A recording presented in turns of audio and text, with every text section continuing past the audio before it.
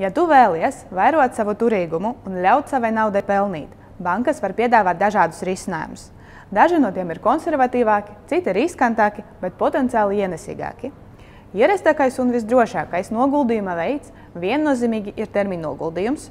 Tas ir piemērots tavu līdzekļu drošai uzglabāšanai īstermiņā un tavas finansiālās stabilitātes nodrošināšanai. Tomēr, ja vēlies vairot savu kapitālu, ar termiņnoguldījumu vien nepietiks, un papildus būtu jāizvēlas arī citi ilgtermiņa ieguldījuma veidi.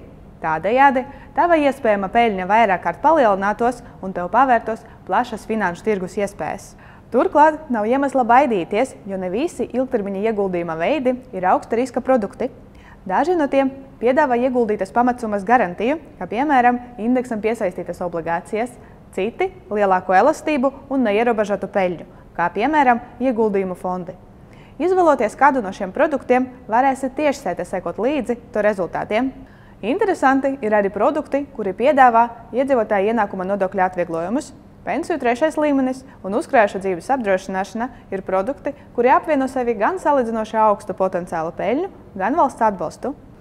Ilgtermiņa ieguldījuma produkti mēdz būt komplicēti, un pašam veidot ieguldījumu portfeli, kas ir piemērots tieši tavam vajadzībam un tev atbilstošam riskam, var būt diezgan sarežģīti. Tāpēc mēs iesakam izmantot profesionāla konsultanta palīdzību.